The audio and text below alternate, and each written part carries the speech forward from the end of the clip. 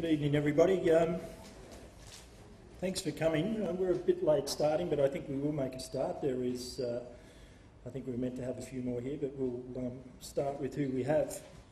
My name is Peter Kelly, and I'm an Associate Professor at the Deakin Research Institute at Deakin University on the Waterfront campus.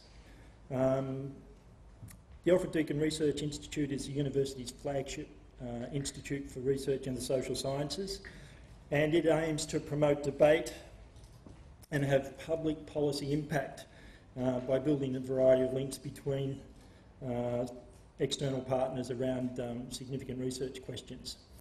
And the topic for tonight certainly connects to some of the work that we do at the Deakin Research Institute. So I actually want to, before we start our forum tonight on after the year of the protester, young people, social media and new forms of democracy, we'd like to show our respect and acknowledge the traditional custodians of this land, of elders past and present, on which this event takes place. The forum tonight will follow the following format. I'll give a brief introduction to some of the key issues that we've been working with in developing this forum. I'll then introduce each of our panellists. We have with us tonight Mr. Sam McLean, who's the newly appointed National Director of Get Up Australia, and Ms. Jan Owen, the CEO of Foundation for Young Australians, and Dr. Perry Campbell, who's a research fellow at ADRI. Each of us will speak for about 10 minutes about the sorts of things that are of interest to us and our organisations in relation to the issues that we're looking at under that banner. We then hopefully will have some time for questions. One of the things that we will be doing tonight is asking the three top questions that were voted on by people who logged on to the OurSay website, and I'll have a bit more about that at the end.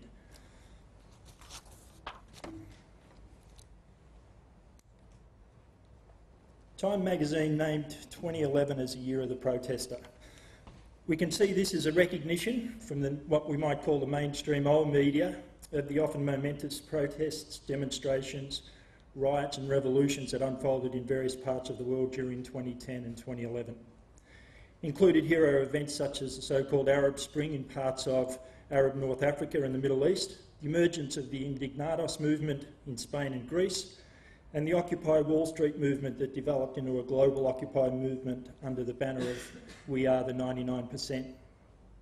We could also, perhaps more controversially, include different aspects of the riots of August 2011 across many cities in the UK as part of this year of protest, something you might like to take up later in questions. Some of these protests, demonstrations and revolutions, and their diverse and multiple causes and consequences are still ongoing and unfolding. Some appear to have mutated, even run their course. It's not our aim in this forum to provide any sort of definitive analysis of each or of all of these events. Rather, we aim to open up the conversation about what happened during 2011 and what might happen next. Of particular interest in this sense is what we can think, what we can imagine, what we can say in relation to these events if we focus on a number of points. The different and differing roles of young people in these events. What we can understand as democracy if we think less about the more traditional institutions of democracy, including parliaments, political parties, electoral systems, and instead think about what I will call later on cultures of democracy, and the ways in which various Web 2.0 and social media technologies and platforms have been implicated in the making of these cultures. So before I introduce Sam, I want to briefly illustrate some of my own thinking about these possibilities from my position as a sociologist, interested in young people and in youth studies. Some of the things that I am interested in here were presented in a paper I gave at a recent conference on democratisation and social justice in Buenos Aires. I know somebody had to do it, but... In that paper, titled Growing Up After the Global Financial Crisis, Identity, Democracy and Enterprise, I discuss the ways in which the downstream effects of the global financial crisis of 2008-2009 have, in many of the EU and OECD economies, been reconfigured as being about sovereign debt crises and austerity programs. As the Governor of the Bank of England, Mervyn King, said in early 2011, the price of this financial crisis is being borne by people who absolutely did not cause it. In this context, high levels of youth unemployment and precarious employment, student debt accompanying increased costs for higher education, housing costs that lock many out of home ownership, and the challenges for young people's physical and mental health and well-being are reshaping young people's sense of self and of their chances for meaningful participation in relationships and settings that have traditionally identified as someone as an adult, as a citizen. These concerns have been well captured, and I talked about this in the presentation, by a Tumblr website called We Are the 99%. I can't find my future. I looked in college, I found debt. I looked to my parents, I found debt and heartbreak. I looked at my friends, I found grief and sorrow. I looked at the land, I found my commons destroyed, my lakes and rivers and soil and trees and bees and worms destroyed. I looked at my fellow humans, I found disease, debt, sorrow, dissonance, hate, greed, misery, and no one cares anymore. Well, I care an awful lot. I'm taking my future back. It's mine, I am the 99%.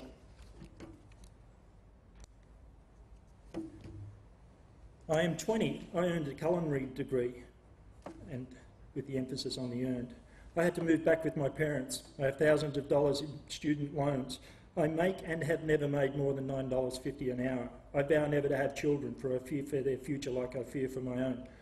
I feel this life is almost not worth living. I live for change. I am the 99%. What I see here and in other spaces is a powerful questioning of many of the markers of adulthood that have framed young people's sense of self, both in being and in becoming. Becoming an adult, becoming a citizen, becoming independent, becoming autonomous, becoming mature, becoming responsible. These markers have also framed much of what youth studies has been preoccupied with in the last 30 or so years.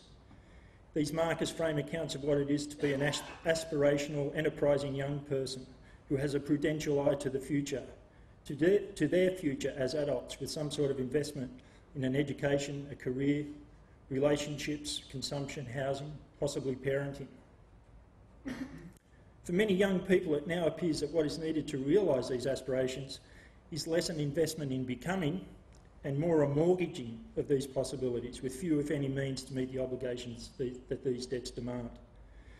And in seeing these aspirations and hopes mortgaged, many young people see little chance for their concerns to be heard and met through the traditional institutions of the liberal democracies. In the logic that shapes the Occupy movement, the 1%, and the institutions, apparatuses, and political and economic processes that maintain the privileges that 1% enjoys, represent the undemocratic character of the life lived by the 99%.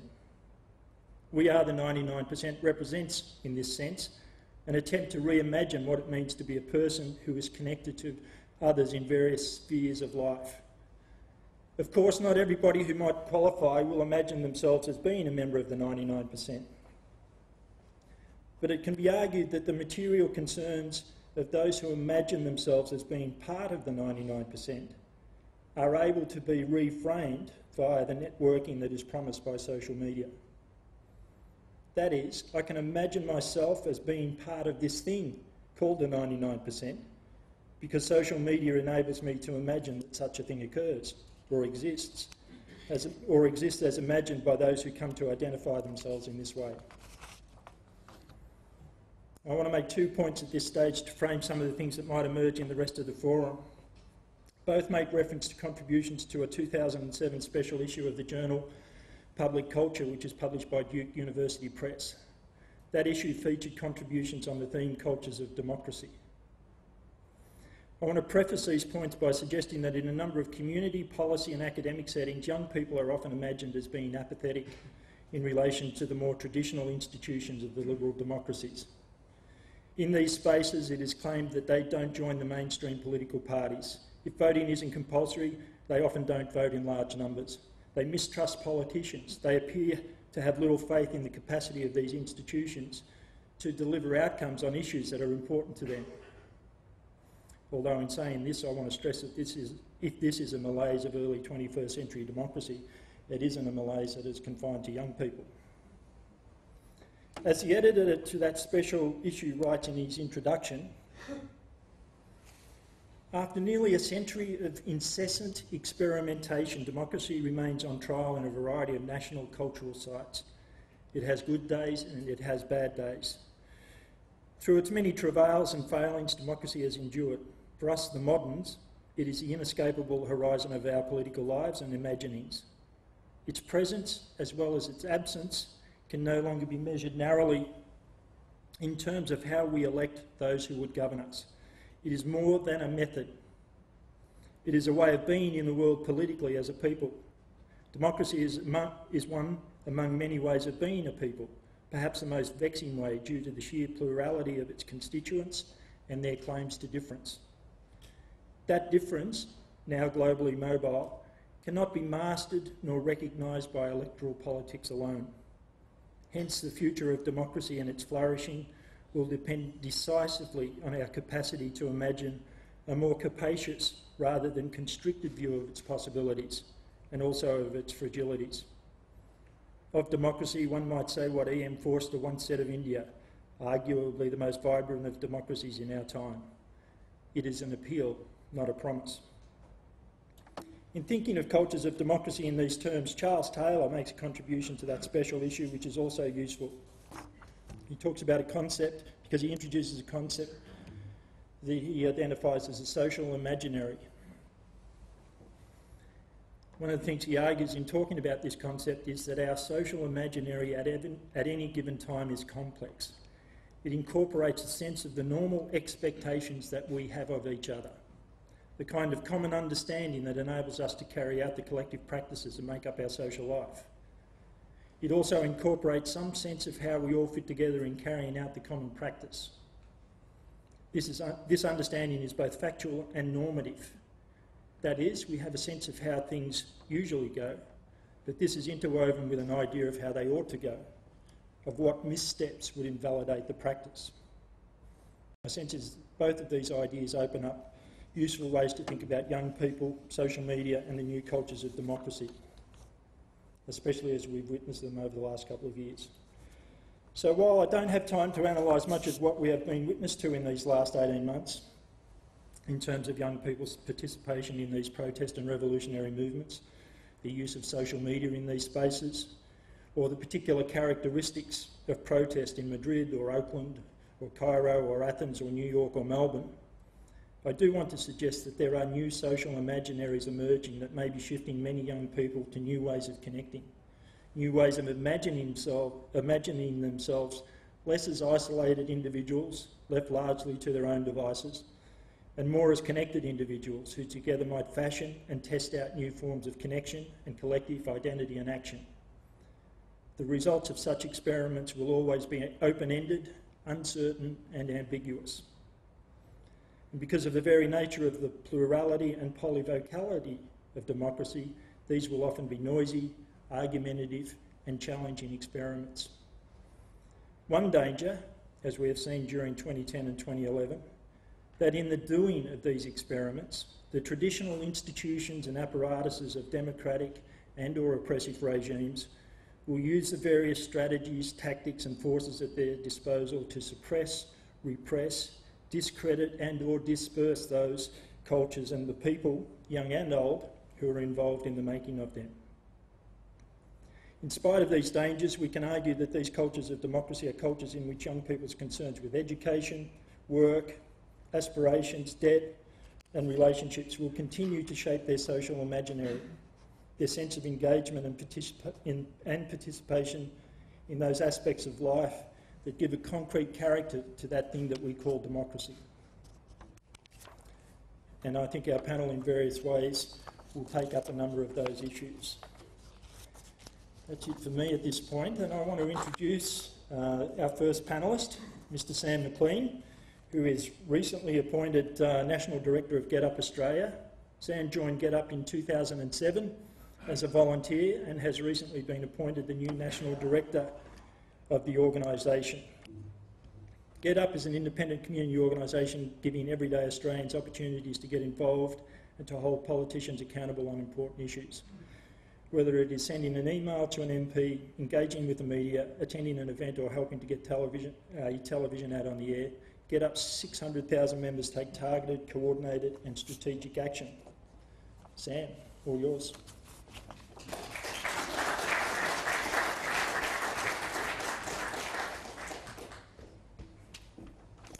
Thank you, Peter. I'm just going to grab a glass of water. Well, it is my second week in the job as National Director, taking over from Simon, and I'm making it the aim of my public appearances so far to avoid fainting onto the desk. To that end, I'm going to hydrate myself. So I thought so I've got 10 minutes, I'm going to set my timer. So I thought I'd start off by just telling you a little bit more about how it is that I went from walking through the door as a 19-year-old volunteer to being given the reins of the place, to putting the lunatic in charge of the asylum, as one of my colleagues said. They're fired now. I walked through a door at Get Up when I was 19 years old as a volunteer, and I kind of been studying at university and hadn't really found that very engaging. I was kind of looking forward to the 2007 election with kind of a mixture of hope and trepidation, because it was a moment for those of us who are progressive people with empathy as our core kind of political driver of panic. John Howard had control of both houses of Parliament, as well might Tony Abbott if he storms through the next election, as he looks like he may. And pieces of legislation were being rushed through, like the Northern Territory intervention, with a day's debate in the Senate. We were seeing on issue to issue these kind of peaks of protest, right? These moments where 500,000 people marched for reconciliation across the Sydney Harbour Bridge. Thousands and thousands of people came out and marched when the Iraq War started. There were marches about children in detention and refugees, and it was largely the same people who were coming out on these different weekends for different moments of protest about different issues. And what I found in Get Up, and what I think other people found as they joined, was something that brought these moments of protest together into a movement. And so I walked through the doors as this kind of idealistic 19-year-old when there were 3 or 4 staff, and they put me in charge of, bravely put me in charge of a project called Oz in 30 Seconds, which was about giving Get Up members a chance to run their own political TV ads on air. It was a competition where people could make their own 30-second ad about anything they wished on a political issue, authorise it themselves, a little authorised by Joe Blogs. It was at the end, and it was authorised by whomever made it. And we put them all on the internet, and people could watch them and vote for their favourites, and we fundraised to put the best one on air. And for me, it was kind of 3 months into my experience at Get Up.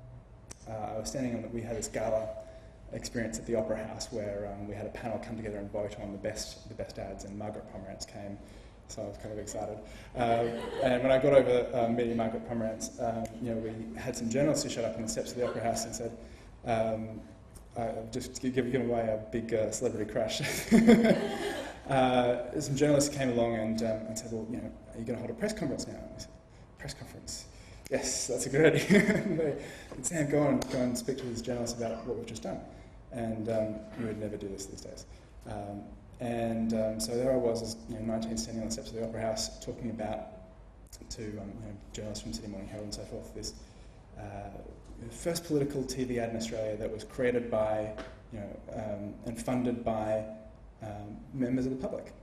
And that to me was my start at Get Up, and the best demonstration of the impact that social media and the internet can have on politics, that this was never possible before. There were 3 or 4 people in the country who ran trade unions or ran political parties who could put a TV ad on air about a political issue during the election, and suddenly we actually got 8 of those TV ads on air in the end that were just created by everyday Get Up members. And so that's kind of the context of that's my beginning to Get Up, and I think that's a good introduction to what we're all about. I was told that there were a couple of questions that didn't make it into the top 3, but people wanted to know about Get Up, like how much money have we received from unions and so forth. So I thought I'd just answer some of those in case they don't get asked later. So one question was, DSM, is not Get Up just a front for the labour movement? How much money do you receive from unions? Well, anonymous question asker.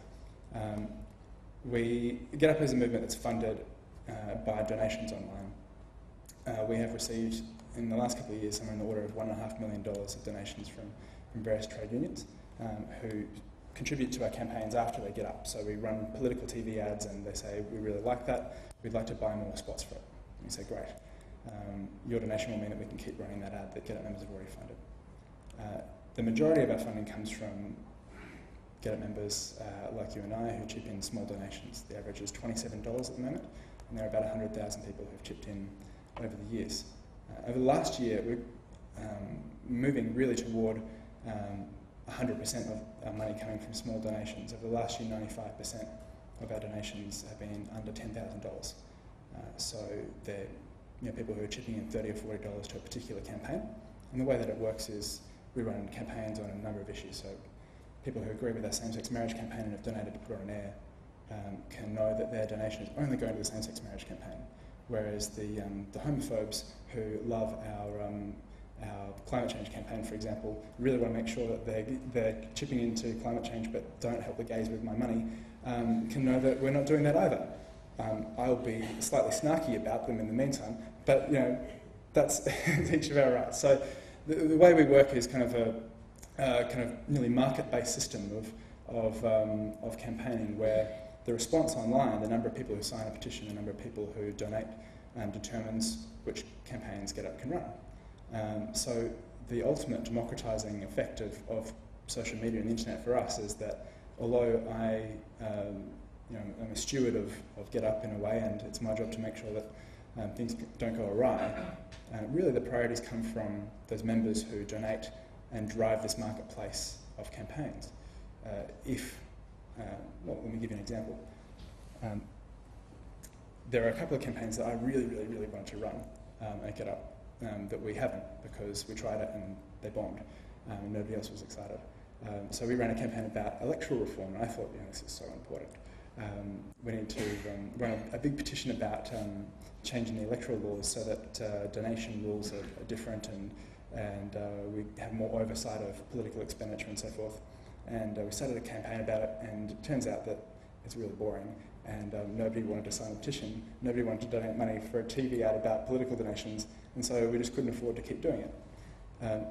On the other hand, when we run a campaign about live animal exports, and we suddenly receive $300,000 of donations in a night, we've made a contract with people who donated to spend that money and see the campaign through. So the kind of marketplace of new media determines exactly where we go within a framework. So, I think that today's kind of panel is all about where new media and democracy intersect and where that is taking us in the next couple of years. And so I thought I'd kind of start off the discussion by outlining a couple of thought bubbles that are driving the way we think at Get Up about social media and where all these forces are going. The context is, as I've explained, we've come from 2005 when Get Up began, when email was the major form of online communication for most of our members, when we were trying to take these peaks, these moments of protest that were happening on the streets, and try and build a movement that held it together, moments to movements. And we've driven by this marketplace of forces in new media. And I think that the challenges that we face now that I think are really interesting are these.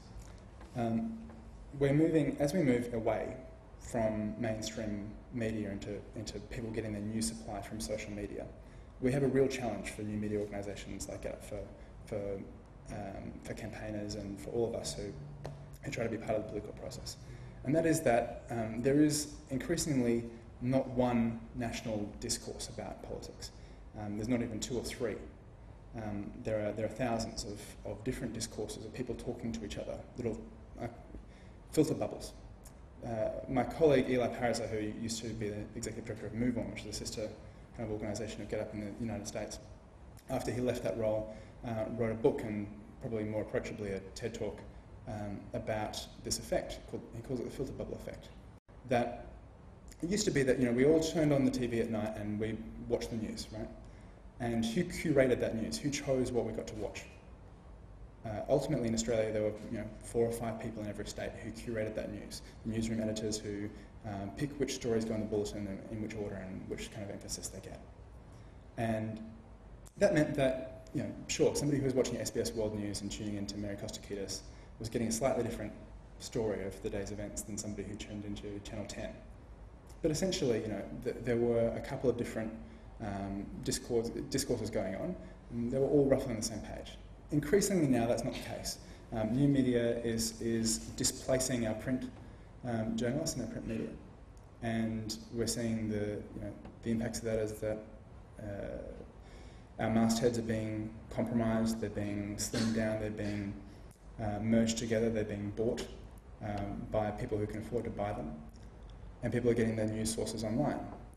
And the major story that we get about that, right, that we've had over the last years about new media, is that's great news for all of us, because the internet is this magical place where anybody can be a creator of content, where anybody can whack a video on YouTube and it's going to go crazy, where you can choose your own media and you're not beholden to the vested interests of corporate news and Rupert Murdoch, right? But I think that narrative actually needs to be inversed now. I think that it's completely the opposite. Because what's actually happening in our news media online through the new media is that corporate control is actually more evident than ever before. Turn on your Facebook feed now and see what happens, right? If we all pull out our iPhones now and searched for the same thing, if we searched for Syria, for example, or if we searched for Gonski Review, the articles that I would get pulling out my phone and that these folks in the third row would get would be different. Yeah? And that's because our news is being curated. It's just not being curated by people who sit in newsrooms with a journalistic code of ethics that they've signed, with journalistic training and the protocols of the ABC newsroom. It's being curated by the Google News algorithm and by the Facebook algorithm and by the Yahoo News algorithm. Right? And these algorithms are ever constant, they're ever changing, and they're invisible. So the reason that I will get a different take on the Gonski Review to you is 1,400 points of data, which is the average that Australians, the average number of points of data that Google has on Australians. Right? Based on those points of data, you and I will get different results, and we don't know why. So all of us are living in our own little bubbles of information online, and as we increasingly head into this world of filter bubbles, what it actually means for us as campaigners and as agents of democracy is that we're not talking to each other in one discourse, we're talking in hundreds and thousands of them. And that means that we can run great campaigns about mental health, or we can run great campaigns about climate change, but we're actually talking in a completely different universe to those Australians who disagree about climate change, who when they Google climate change will get results at the top of their feed, and I've tried this experiment, telling them how climate change is a hoax, and I can Google the same terms and get links to the Climate Commission. And I see this as the major challenge of all of us who use social media in the next few years is how do we break these bubbles down? How do we have a discourse that is actually connecting to each other?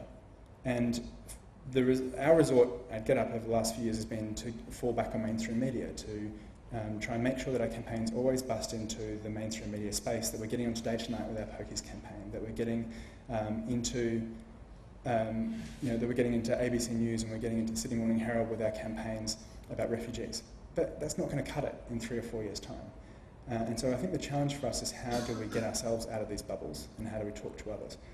I don't have an answer yet, but I think if the challenge that started GetUp was turning moments of protest into movements of protest, then the challenge of GetUp and social media, all of us now, is turning kind of conversations into collectives. Small conversations into collective interests that we can then use, because collectives is where all of our power comes from. And so on that rather disheartening note, but having not collapsed onto the lectern, I'll leave it there and call it a mild success for my health having stayed upright, and we'll continue on the forum.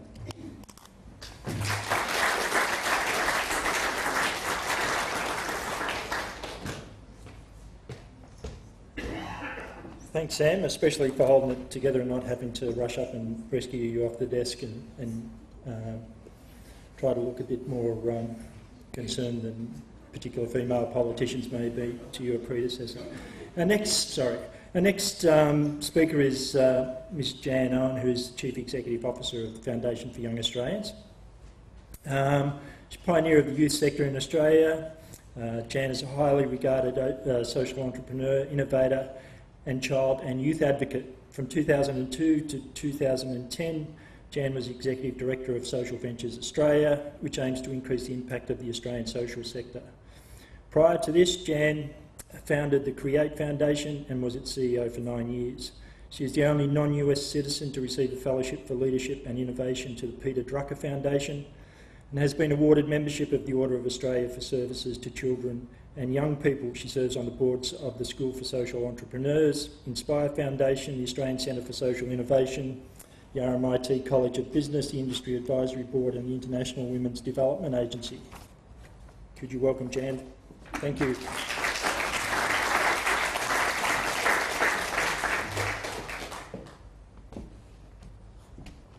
Should have been doing this while you were doing that overly long and unnecessary introduction. I was given really fantastic instructions on this, which is... Wow. See? Scored. That was it. Just getting through that was it. Listen, it's great to be here, and thank you for the very warm welcome, Peter, and also for the opportunity to speak from Deakin generally. And I just wanted to, I guess, start. I want to leave Sam's less than optimistic note and go to a sort of a slightly more positive frame, and then somewhere Perry will bring us back into the middle, I guess. I'm kind of relentlessly optimistic about all the kinds of new things and movements and ideas that young people are driving in this country. I get to spend every day working with those young people and basically kind of tracking what they're doing and being part of the support, I guess, mechanism for those young people, I guess the backbone, and FYA is one of those backbone organisations that helps people do great things and incubates those. For us at FYA, and I want to kind of focus on why we do what we do, because for us, there's a very, very strong offline agenda that we have around young people, and that's very clearly that we want a generation of young Australians that no matter who they are or where they are, they do have this sense of purpose and meaning. They absolutely feel confident and they do feel connected in whatever form that is, and most importantly, they have an optimistic vision for their future. And right now, the data that we have tells us that a third of all young people in this country actually don't have an optimistic view of their future. In this country or anywhere else. It's not like they want to go somewhere else, they just don't have an optimistic view of their future. And so for us, those three things are actually very core and central to what we do at FYA. I want to talk about just 4 of the wicked problems I think that young people are dealing with, both, again, online and offline, and I'm going to flip between the two because for me these two things are very, very, very linked. So where's Wally? Everybody, you got it, right? Good. I saw some smiles immediately. Hey, I got it. So this is really, this Where's Wally idea is very much this notion that right now we are living and our young people are living in a transition or a place of very rapid change, not only globally but also in our community. So the old institutions all have wings if they haven't gone already. So the institution of schooling and education is changing rapidly before us. The institution of family, the institution of religion, the institution of work and how we will work in the future, all of those things are changing right now for the current generation of young people and those who follow them. So this sense and idea of actually being anchorless and young people not having all the old anchors that in fact every generation before them has had is actually very real, and that's being played out in lots of different ways and in lots of different contexts. The second kind of wicked problem is what young people also know, because they are very, very, very connected to what's going on globally, is the idea that there are a whole lot of global issues that are big, that are really complex, that have a whole lot of implications for them as young people. What I find really interesting, and I know that Peter showed some other data about I am the 99%. What I've found fascinating working with many young people is most of them say, well, we're going to kind of work it out. They're actually not doing this blame thing at all. They're actually very much around what are the solutions and what are the ideas for the solutions that we should be embracing. And I find that really, really interesting because they could easily be doing this, and in fact many young people aren't. The third kind of wicked problem are the problems that we have at home in our backyard, and again we know, and they're very real for us, the fact that we have a First Nations people that still are not living in the way that most other people in this country are living, and that remains this kind of open wound in our psyche that absolutely many young people get and feel a strong sense of connectivity to. And then lastly, for the first time ever, we have a generation of young people who really need to think hard about the region and where we now live, which is like our backyard is now Asia. It always was, but we just tended to go, the pub crawl thing was just funner. Oktoberfest was more interesting. But in fact, because our cultural, economic, environmental and social future lies now fairly and squarely in the region, we have to wake up and actually look at and connect to and be part of this region in a way, again, that no other generation has really had to deal with in Australia before.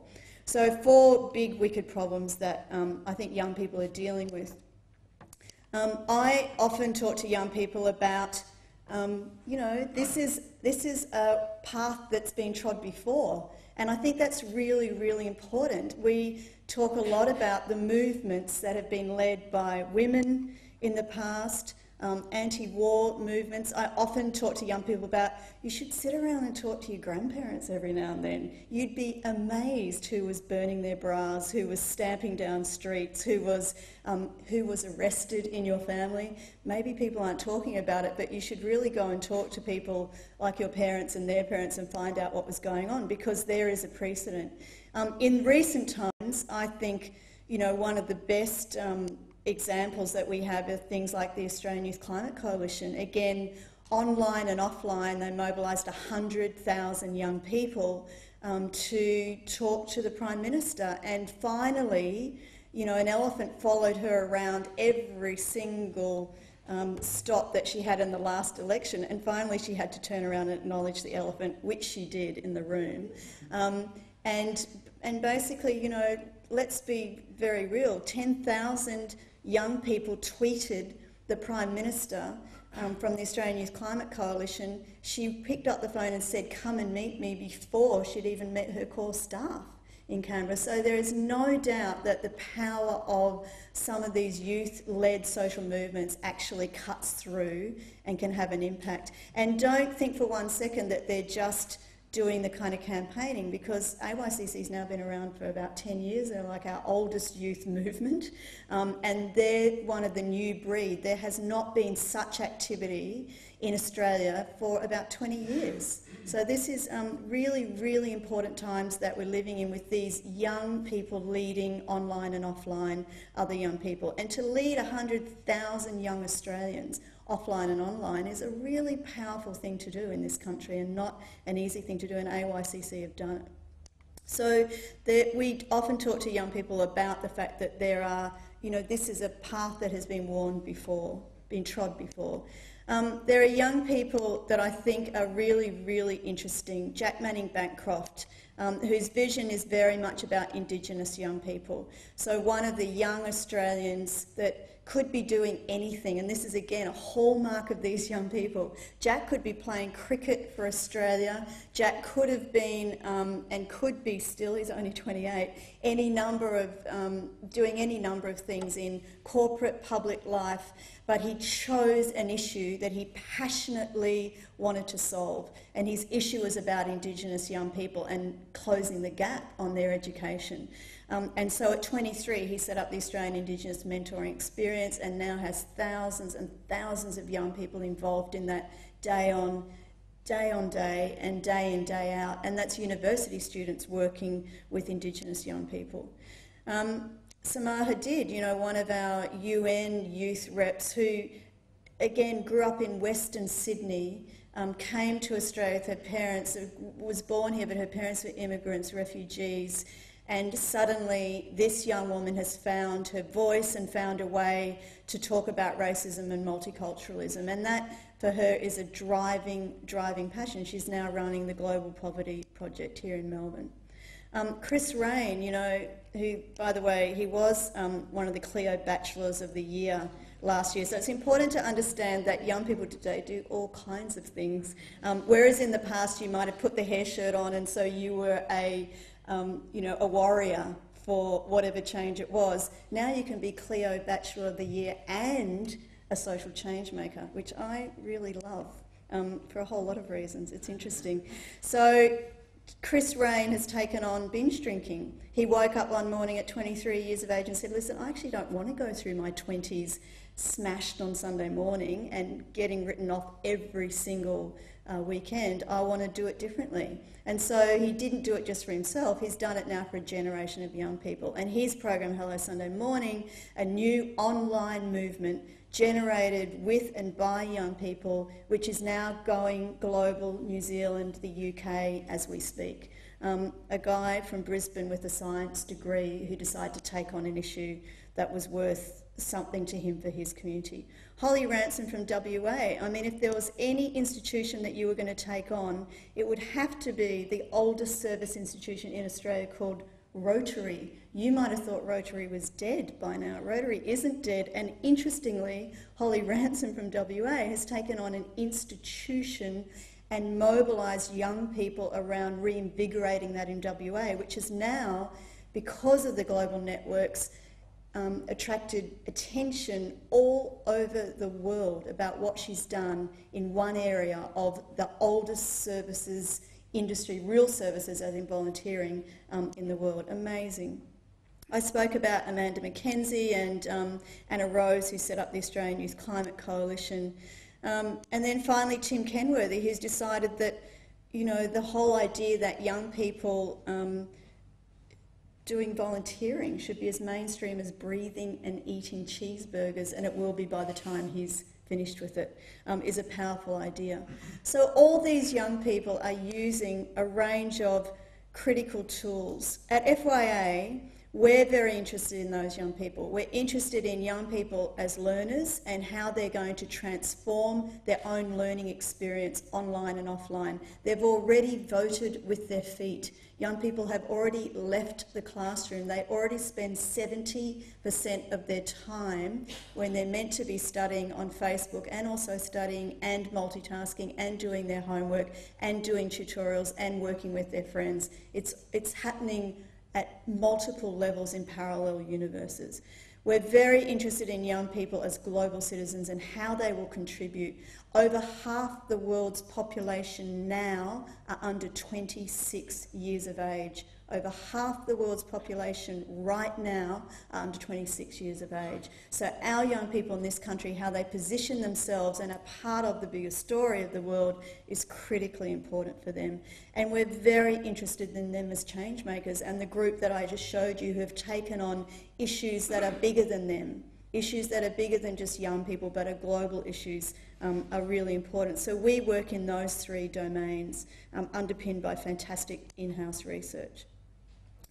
So I guess the key thing that's changed, the thing that's changed more than anything, young people still absolutely want a sense of connectivity and belonging and purpose and meaning. They absolutely still want to lead and mobilise and attack problems that always young people have wanted to attack, the global issues. What they have now, which we never had, are the tools, and Sam knows this better than anybody. The tools for change that never existed before, that mean that you can quickly and rapidly mobilise and work with other people all around the world instantaneously to talk about the things that you are passionate about and that you want to make a change about.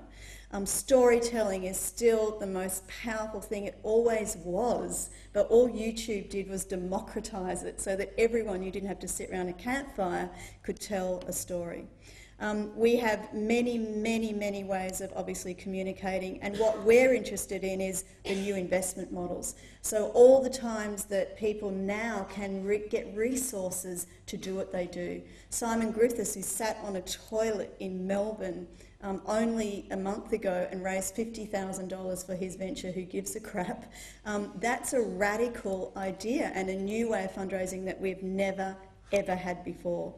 It's all possible.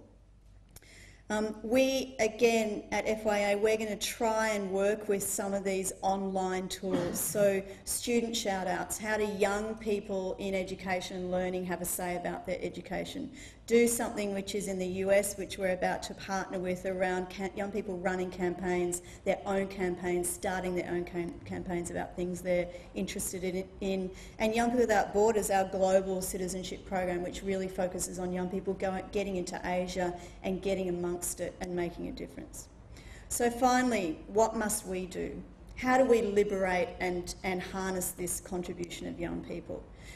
There is no doubt that young people still need, firmly and clearly as they need, connections and networks to make things happen, and they're looking for them all the time. We must co-invest in their ideas. So yes, Simon might go and sit on the toilet and raise $50,000, and then we need to help him with other investment and co-invest in their ideas. There is no doubt that we need to build new talent pools. How many people here are mentoring young people, or more interestingly, being mentored by young people? How many people in this room have a young person as a mentor to them around things that they're doing? We need a new talent pool, and we need it fast. And then we also need institutions to set up innovation centres for mentoring and internships. Finally, the most important thing that we might need to do is just get out of the way. Thank you.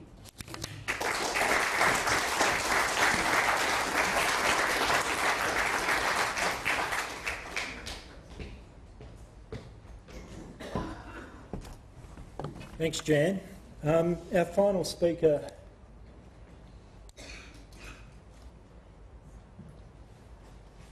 tonight is Dr. Perry Campbell, who's a research fellow at the Deakin Research Institute. Perry's research is situated at the crossroads of gender studies, critical social theory, digital media studies and youth studies.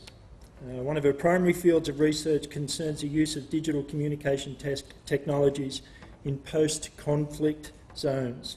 Perry's research explores the ways in which digital technologies provide a window into the life worlds, connect digital others, and provide a platform for storytelling and different historical accounts to emerge. Her current research explores the role that social media has played in the lives of young people involved in the events of the Arab Spring. Perry.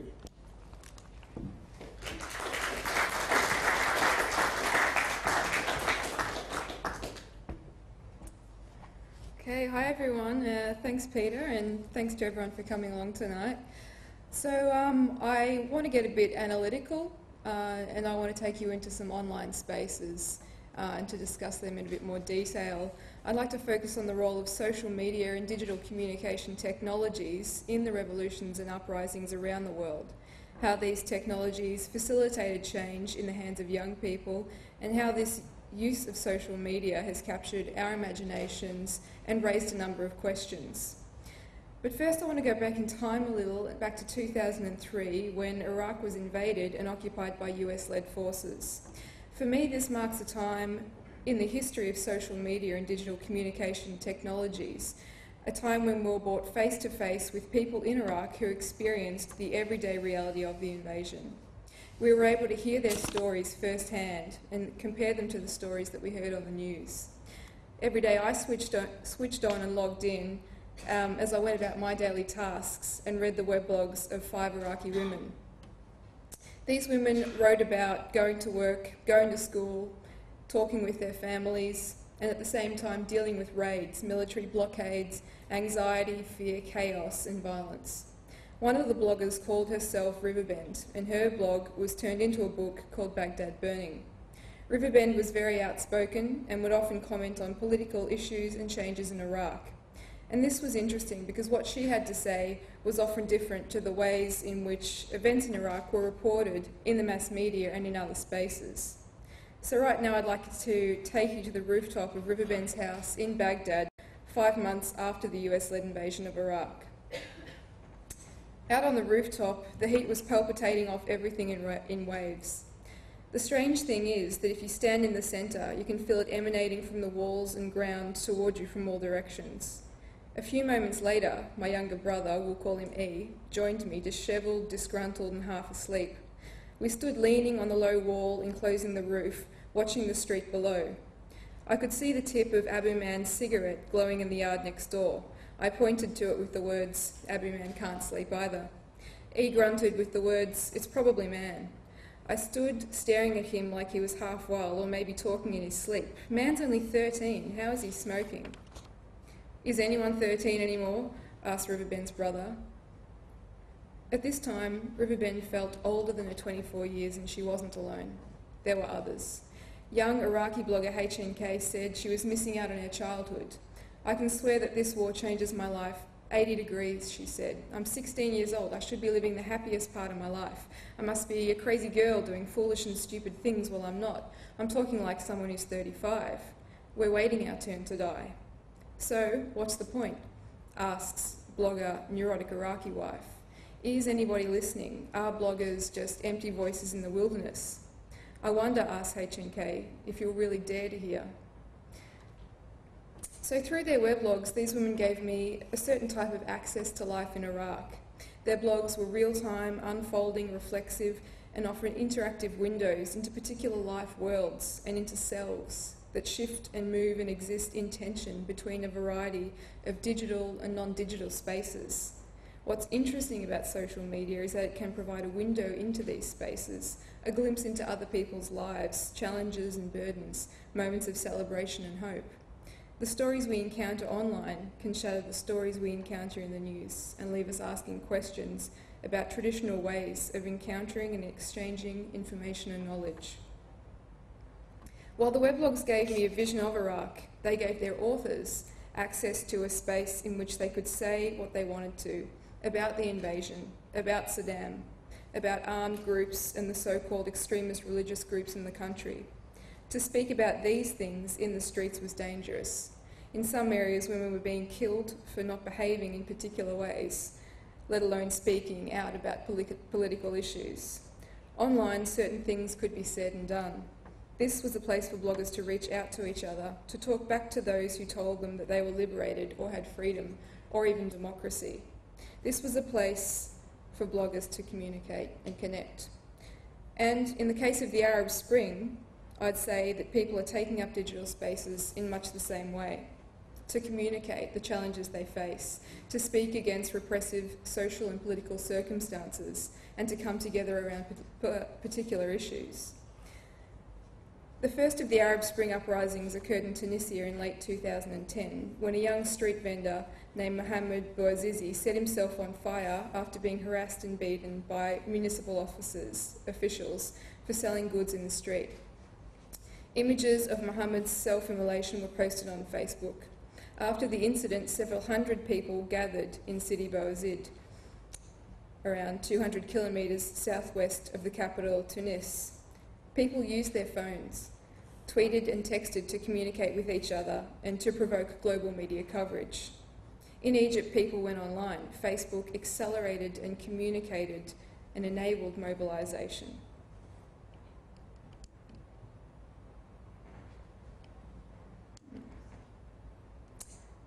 The Egyptian Facebook page I'm referring to is, of course, the page that's said to have sparked the revolution in Egypt.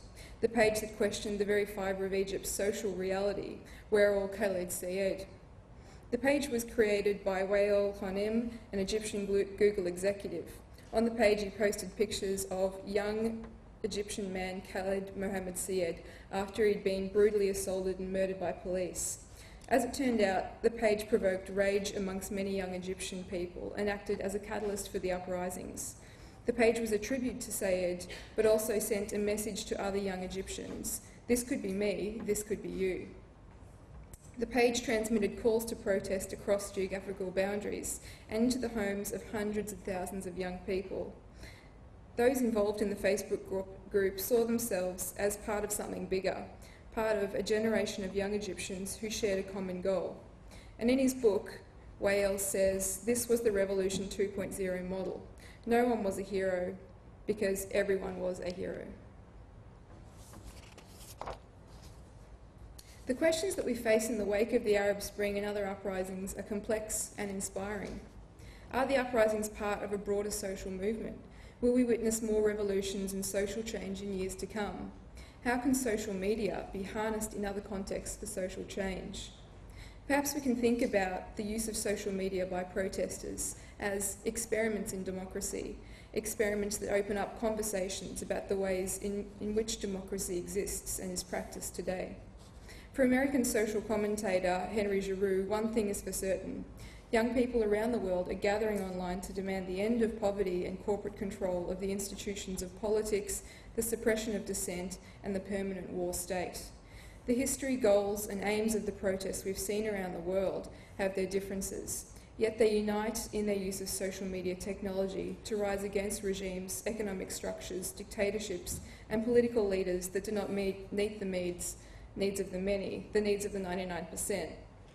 Social media has opened the door to new and creative thinking about how to assemble, organise, plan and strategise activities ranging from political and social change to those that are immediately conveyed at the global level. This is a place to imagine alternatives to regimes of oppression, alternatives to dark futures that at times appear set in stone. This is also a place where we can recognise the voices, the experiences and the lives of other people around the world and ask ourselves what this means to us. Thank you.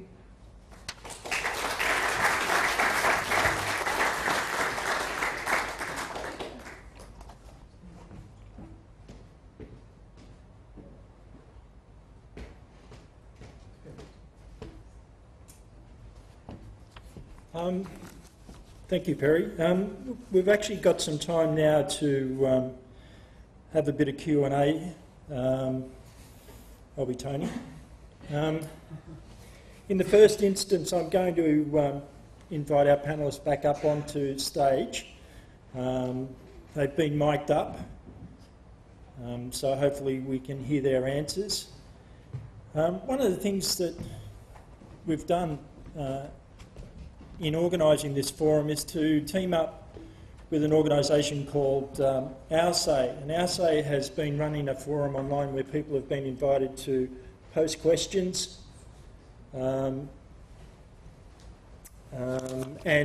to vote on the questions. So OurSay is an organisation that identifies itself as a social enterprise that gives citizens direct access to decision makers through the power of social media. So by engaging citizens, decision makers and the media in a different kind of game, OurSay aims to promote stronger democratic institutions, more informed and transparent decision making and bold political leadership. And as always happens when you open the forum, open space for people to ask questions, you get a variety of questions. And if you've followed OurSay in the lead up to this event, there's been a whole host of questions posted. In fact, we had 107 questions. There were 1,668 votes on those questions and 146 comments posted. So in the first part of the Q&A, I'm going to ask the top 3 questions of our panellists, who can decide amongst themselves, although I hope they've done it already, which one of them will answer the question. When we've done that, I want to open up the floor to questions. We're timed to finish at 7:30, which is about 10 minutes away, but depending on the sorts of questions that are asked and the conversation that is happening, we might go a little over. But if you do have to go, we understand that, and I won't take it too personally if there's lots of people heading out the door. After all, I'm a university lecturer, I'm used to that. So, the winning question, number 1. Robert Doyle joined Twitter and Facebook as part of his campaign to be re-elected as Mayor of Melbourne. Hello, I'm Robert Doyle. Hello, I'm Robert Doyle, the Lord Mayor of Melbourne. I'd love to chat directly about what interests we share and concerns you have about Melbourne. When people started to raise their concerns over his heavy-handed approach to these are not my words, When people started to raise their concerns over his heavy-handed approach to political demonstrations, he deleted his Facebook account and suspended his Twitter stream. This is a question. Are campaigns like, asked Doyle, creating a deeper form of democracy where politicians will be held to account? The panel. I might start. You might start off, Jan. With that one, yes. And I'd like to thank Carl Grace, my friend, for that question. He's one of the leaders of the Occupy Melbourne movement and soon to be mayoral candidate. No. That's good because that could have been a secret that I just let on. Listen, I just want to talk about, first of all, I just want to talk about Robert Doyle for a minute. Because I thought that what Robert did was something that was actually very personal around, and I'm thinking particularly around the Occupy Melbourne piece, because that was where, you know, this heavy-handed actions were. And I had much less a sense that it was Robert protecting the sort of city of Melbourne than it was Robert being very, very personally invested in his city and what was going on in his city and what he thought was okay in his city. And I think therein lies a really interesting question, because is the city Robert Doyle's city, or is it actually our city? And I found out today that actually the city councils of Melbourne have open-ended terms. So there's somebody who's standing for their 4th term this year, which would make them on council for 16 years. And I think that's very, very, very interesting in terms of democracy, and particularly democracy of cities that we live and work in and aspire to recreate all the time. And you know, that could be controversial for me to say that about Robert, but I thought it was a very, very personal reaction of deep personal ownership, which I, rightly or wrongly, which I think was, you know, a very interesting response. And I just think we need to think very differently about tenure, for starters, let alone how we then run the city. There's an institutional response there, I think, that's important. 2-year terms. Thanks, Jane. Anybody else would like to make a comment? I see this. Okay. We might return. We might return to some of those issues when we open the floor. The winning question number 2 was, and this was from Nicholas Tan. So, sorry, the winning question was asked by Carl Grace and received 214 votes. Second question was asked by Nicholas Tan and received 168 votes. With Coney 2012 as an example, I think it was undisputedly, his word, successful, that's a teacher in me, sorry, in grabbing worldwide attention. However, can social media properly inform the youth to raise genuine concern about important issues that have been trivialised? Or does it just create a fad that is quickly forgotten, as is the nature of digital media? Can you answer that, Perry? Yeah, yep. Look, I think there's a couple of things going on here, and I think one of the first things is that as a result of the time in which we're living, we're faced with a number of issues, complex issues, constantly on the TV, you know, through our social media, through all the different devices and things we're connected to. So we're flooded with information, we're saturated with information, and you know, in terms of fads, in terms of things coming and going, a lot of things are going to come and go, but it depends on who picks them up, who's passionate about what, and is going to carry things forward. And I think that social media, you know, it can provide a space, it can be a tool for people to create momentum, to accelerate conversations and social change, and as we've seen, it can be that tool. And it can be genuine in that way, but it can also be taken to the streets for other types of actions. So, yeah, that's, I think, how I respond to that. Just use my presence at the microphone. So I think one of the ways to think about this is that we're talking about experiments in democracy. Yeah. I think experiments are open-ended. Sometimes they work and sometimes they don't work, and I think that's one of the things that we should encourage. And and celebrate in terms of the variety of social movements is that, you know, if democracy isn't a method, if it isn't just about casting votes, then it's got to be a series of open-ended experiments. And finally, if I could add an answer on that before we move on. Yeah. I think that the Koenig 2012 campaign was, frankly, like neo-colonial bullshit. However, I don't think that you can accuse it of not engaging people in some depth. It was the first thing that the video said, and the first text that came on the screen was, "We're going to need 27 minutes of your time," or something like that. And I opened up and I was like, 27 minutes? What do you think this is? You've got 2 minutes. This is how the internet works.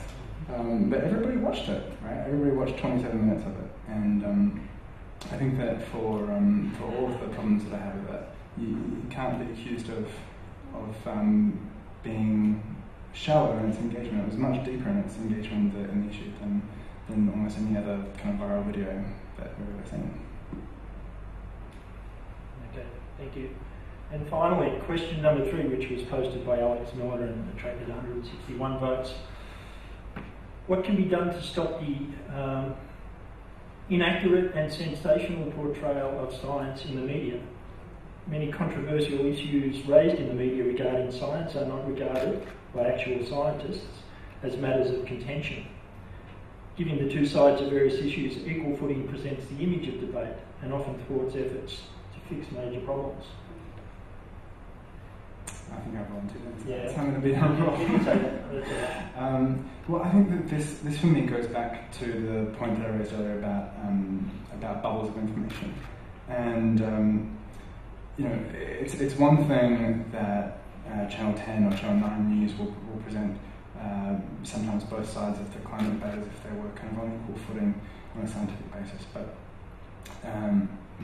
actually I think the bigger problem for us is that problem I mentioned earlier, that if we each Google climate change, we will get different responses that reinforce the existing prejudices we already have. And that's a problem that we all have processing information in any format, is that we are prone to hear what we want to hear and see what we want to see to reinforce the beliefs that we already have. But now we actually have algorithms that are doing it for us. And I think that in a media landscape which is increasingly fragmented and corporatized in ways that we can't understand, the space for that is always going to be a national broadcaster, and is always going to be publicly funded quality journalism. And the funding the ABC was the campaign that got Get Up off the ground. Actually, it was the campaign that brought the first 30,000 members to Get Up, and those are still the most active members, and it's still the most important issue, I think, on the agenda. If we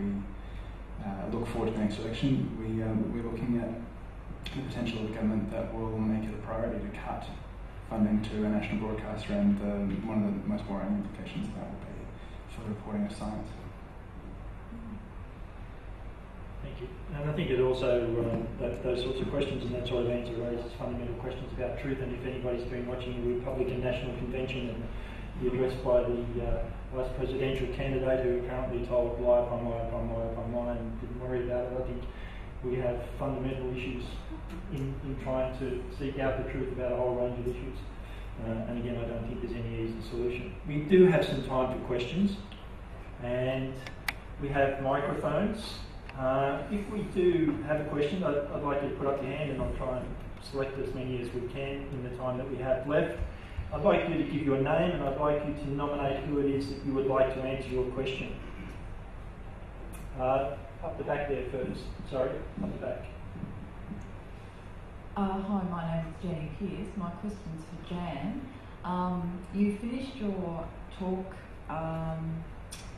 with the statement, we might just have to get out of the way. And I'd like to preface this by saying I have been tweeting and Facebooking all the way through, so I'm not a Luddite.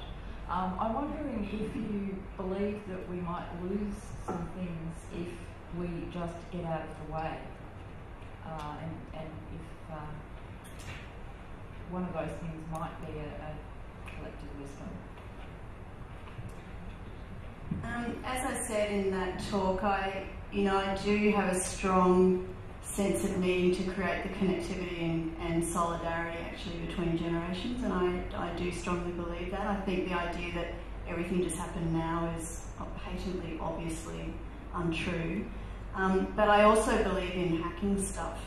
I really do, and one of the conversations, in fact, back to Melbourne City Council, I was speaking to a whole lot of the executives there this morning, and I said, you know, one of the things that needs to happen is you need to let Melbourne City be hacked with a whole lot of new ideas and a whole lot of new innovation. And I just don't see necessarily a whole lot of people outside of young people necessarily doing that. Now, some people might, obviously, and you know, I tend to think that I'm young at heart.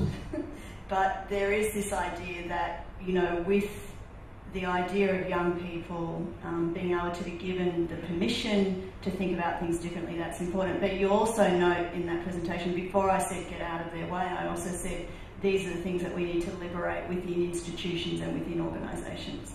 And so we do need to liberate resources, we need to liberate access, we need to liberate the decision-making processes. You know, it is a bit like hacking a whole lot of the old systems and a whole lot of the old institutions to enable new ideas to come forward.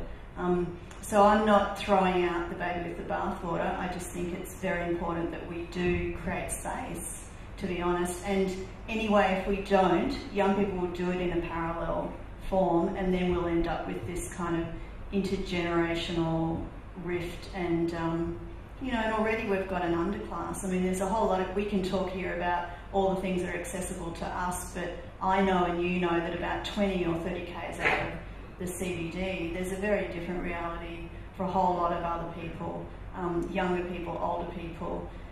So this is not a it's not universal access yet to democracy and to having your say and to even feeling like you have the power to have your say just because the tool is there.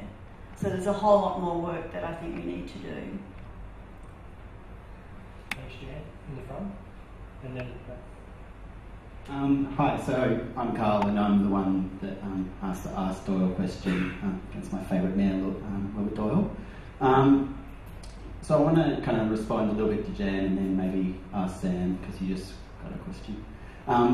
So you're right, he did take ownership, but he has no democratic right to. The big thing is no one knows who made what decisions and who sent in the police.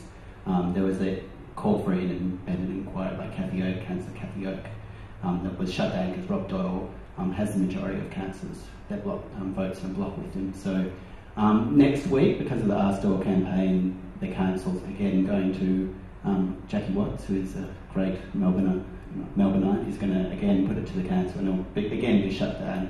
And then we're hoping after that, Rob Oakeshot's going to take it to a national level.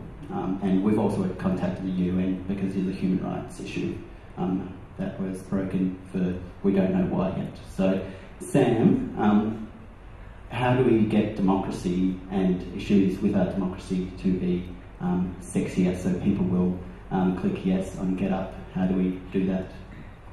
I didn't quite understand the last part of the question. How do you... He wants you to become Cleo Bachelor. Well, in your speech you said that democratic reform wasn't a topic that people got on board with. How do we change that? Because I think that's actually the core issue, is that as human beings, as empathic people that want a better democracy, we're not able to connect in our current system. Yeah. So your question is not actually about me being Cleo Bachelor. No. I think I think it's an issue of timing on the most part. For example, we long wanted to run a campaign about women's reproductive rights, and in so many parts of Australia, it's shamefully the case that we have laws that were written before federation that make women into criminals if they have an abortion, and that's obviously an issue that has been around for 130 years. But the time to run the campaign was not any time, the time during the campaign was when in Queensland a year and a half ago there was a potential of young women being charged. So it was an issue of timing, and what we call crisis opportunity. There's a great moment in The Simpsons when Lisa says to Homer, did you know that Chinese have the same word for crisis and opportunity? And Homer says, yeah, crisis opportunity. And crisis opportunity is kind of a buzzword around Get It, right? There's a crisis and an opportunity at the same time. And so for us, it's all about finding the particular moment in time when something is on a precipice and can tip. And it's always, it sounds like I'm not really au fait with the details of what you're talking about being a citizen voter, but it sounds like you're up against the challenge of talking about things that happened in the past. And so when that's the case, I think campaigns do well to find a moment that's coming up in the future, be it a court challenge, a vote that's coming up this week, and so forth, and make it all about that. Thank you. Up the back. Question for Perry. A number of observers, Malcolm Gladwell in his quite famous article about why the revolution won't be tweeted, Evgeny Morozov in his The Net Delusion, argues that the kind of emphasis on social media is quite dangerous, not least when the Sudanese government puts on Facebook that they're holding an event and then arrest everybody who turns up. So is there a danger that we're actually over-egging the pudding here on social media and not recognising A, the risks, and B, the fact that those people in Egypt that you talk about, they were sacrificing their lives, and when they hear that Google caused that revolution, they get really angry. So I just wonder what you think about that. Yeah, well, I think it's it's a complex field, and social media is a part of it, but of course it's not the only part of it, and it has been focused on in the media. Because in some cases people wanted to draw that attention to the social networking and to what was going on in their backyard. So in Tunisia, for instance, part of the play was, let's get these images up, let's get people looking at these images, and let's get some attention on what's going on here.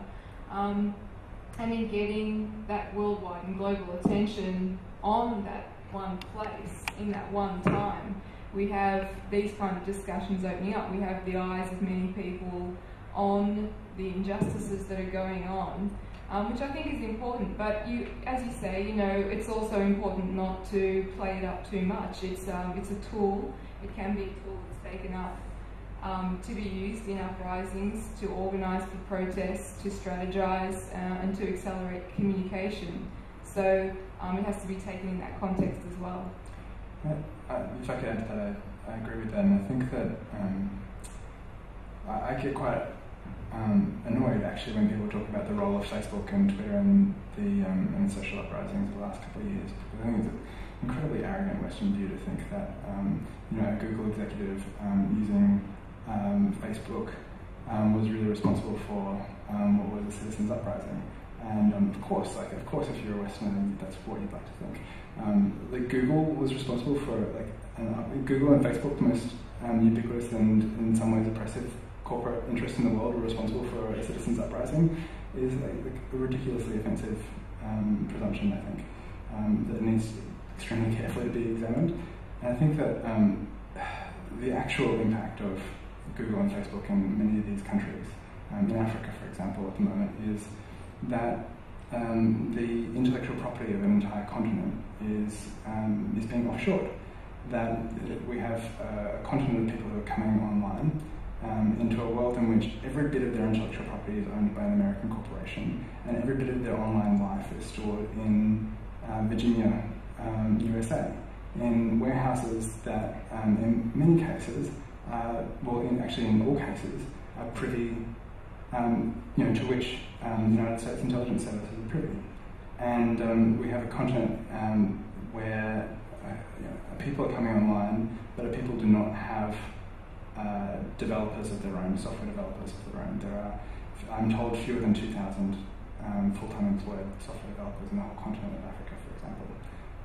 And instead of having control of their own intellectual property, it's all in the hands of Google and Facebook, who at the same time think that they're responsible for citizens' uprisings. it. I find it really appalling. But I think it's also important to have that conversation about the role that social media plays in those events without handing over ownership, without handing over the idea that it is Google and Facebook who have driven those revolutions, because it's a history of colonialism and of capitalism and of thwarted aspiration that gets people out in the street in the end. Up the back there. Just address the panel.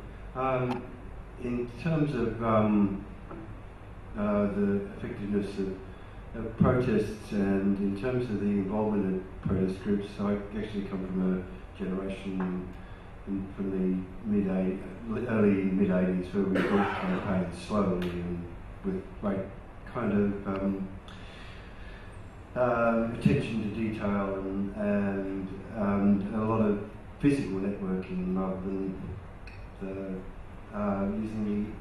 using the internet. It just sort of seems to me that a lot of the campaign that goes on now and a lot of the protest that happens tends to be of such a transitory nature.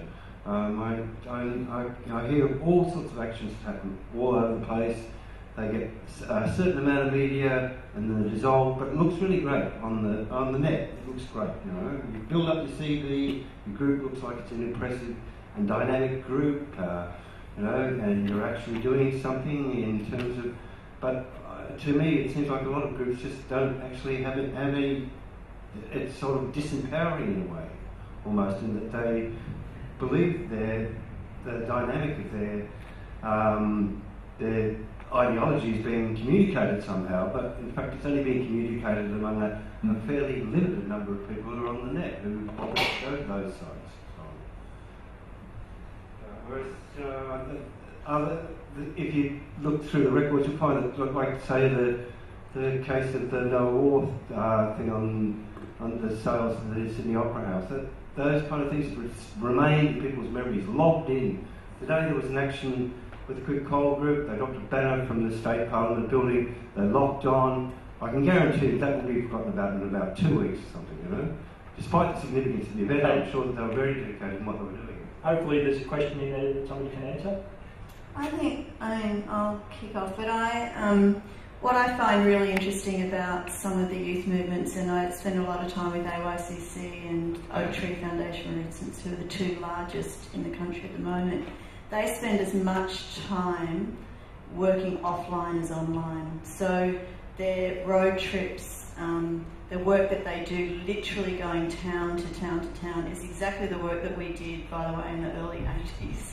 They still actually have to do that for it to become something that is sticky and that people actually commit to. So the most transitory online stuff is the click and go, and I actually have real issues with that. I don't think it's either educative or informative or all the things that in fact you would want to see in a proper campaign, actually. So I'm very interested that most people that I see are doing online and offline. Certainly the work that we're going to do at FIA is online and offline in terms of building communities and doing that work that we used to do. The only thing that I think works now about the social media is the communication. As Perry said, it's accelerated, it's faster, you can get people together more quickly. That's awesome.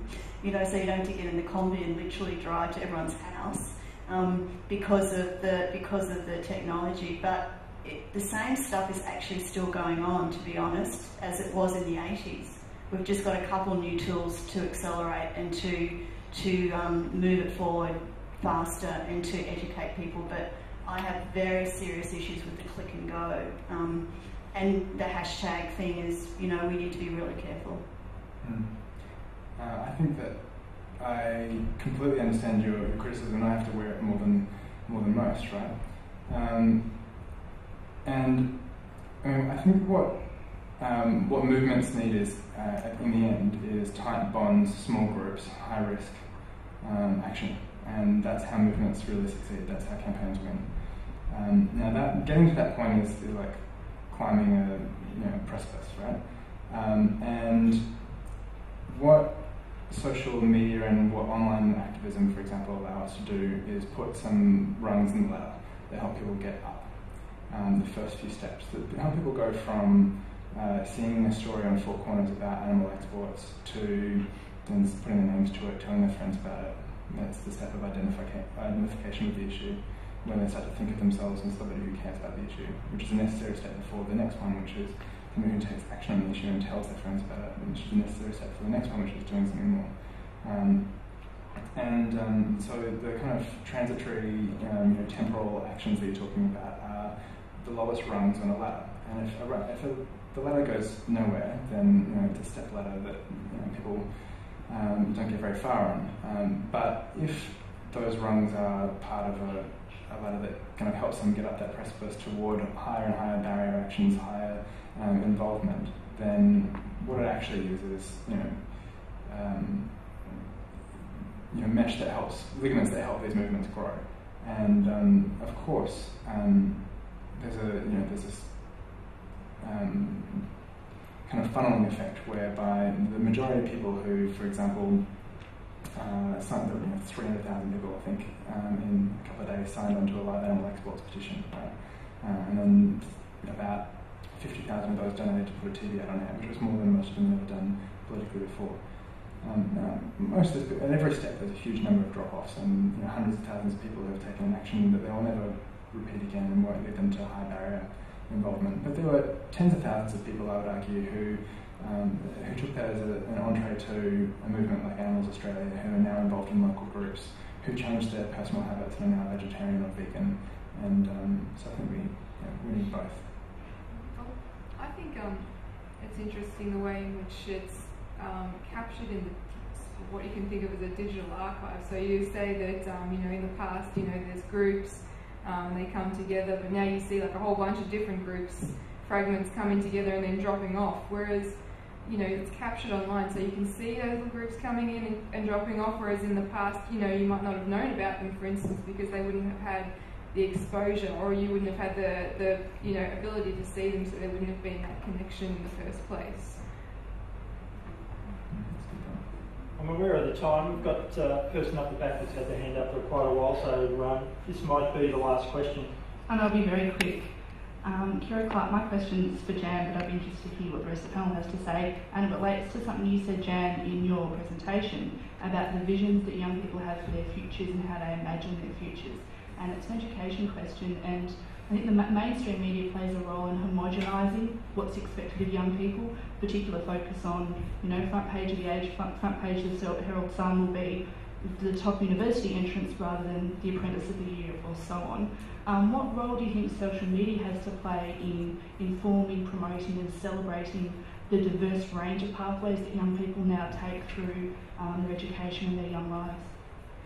See, this is where one of the areas I think social media is amazing. I really do. I mean, there are so many young people with so many different diverse interests, and also as they're seeking and trying to understand their identity and who they are, one of the most fantastic places to try and find your tribe, which is in essence what young people are still trying to do all the time, is online. So we work with an anti-homophobia program in schools called Safe Schools Coalition of Victoria, and if it wasn't for the net and social media, a whole lot of those young people would never have found actually their tribe, let alone that their tribe is more diverse than they ever thought and more geographically spread out and less homogenous. And so, I see example after example after example of young people actually connecting with others and finding their tribe through social media and through online forums, and I think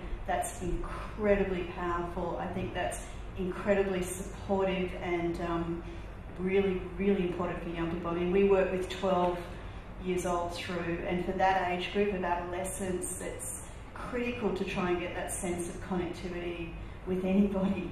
And I think in the past that was really, really hard. If you were the person in the corner of the playground at school and or sitting at home wondering what the hell you're going to do with your family and where did you fit, and I hear story after story of people finding that connectivity online, and I think that's very, very powerful. I'm on the board of Inspire Foundation, the same in terms of the mental health area, a huge positive force for good, social media, in terms of helping young people talk about what's going on for them. Amen. Okay, thank you. I ask you to thank Perry, to thank Sam, to thank Jan, and I'd like to thank you all for coming as well. Thank you.